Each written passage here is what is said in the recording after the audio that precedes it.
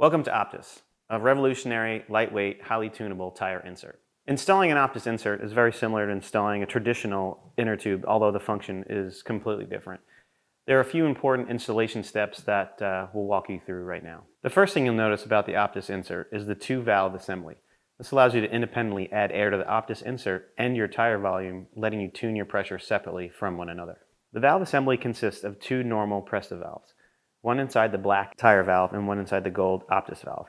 The valve cap acts as a Presta valve tool, a specially threaded lock ring, these plastic spacers whose layout will be adapted to your rim's specific height, and an O-ring. Prior to installation, check to see that the OPTIS valve is fully seated in the insert. Hold the straw seat beneath the round insert's reinforcement patch and carefully push the straw inward using the flanged end of the valve.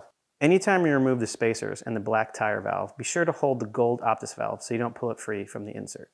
Just like installing a normal tubeless valve, the O-ring makes a seal between the OPTIS insert and your rim.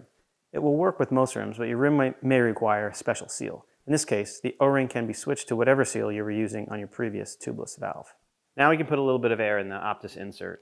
Not a lot is needed, just enough air to make the insert hold its shape. And don't ever put more than 20 psi in the insert if it's not mounted to a rim inside a tire.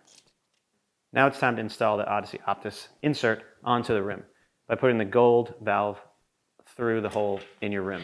I should also say that your rim should already be set up for tubeless, so taped and ready for what a normal tubeless tire setup would be.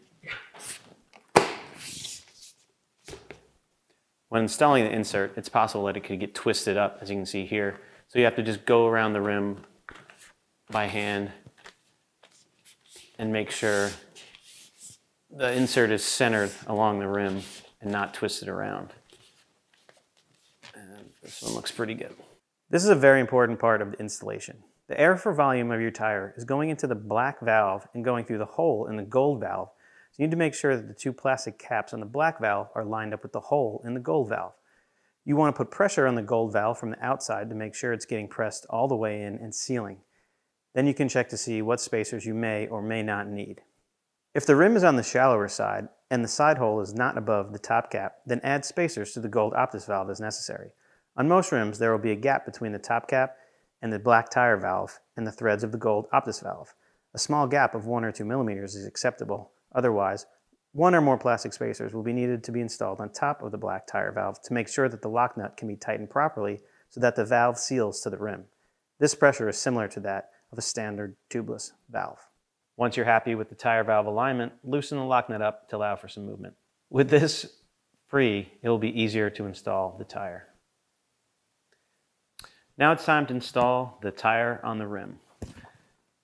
One little note is to line your valve up with your logo on your tire and make sure the direction of the tire is going the way you want it to go.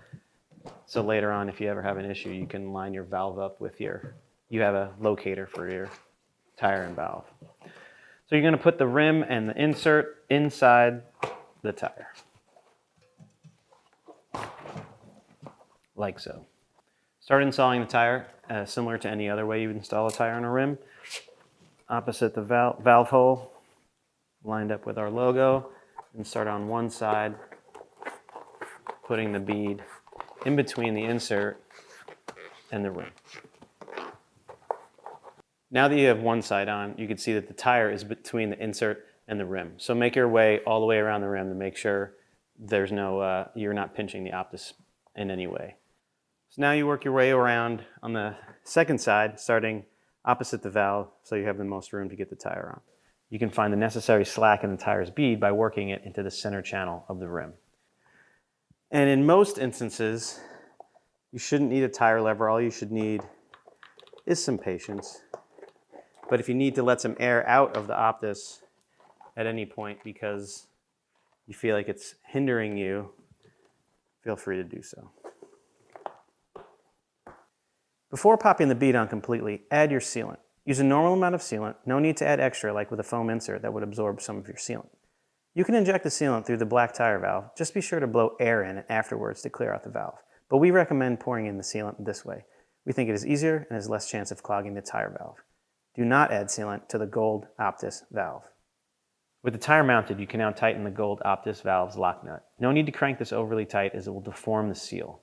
A hand-tightened, snug fit is all that is required to create a functional seal. Tighten it the way you would a normal tubeless valve's lock nut. Take note that the gold lock nut is a different thread than a normal Presta valve, so don't lose it. So, we're always going to fill up the OPTIS gold valve first. Pressure in the OPTIS helps push the bead outward and hold it to the rim, making seating the tire easier. Start by adding about 25 psi through the gold OPTIS valve. Always add pressure to the OPTIS insert before the tire volume.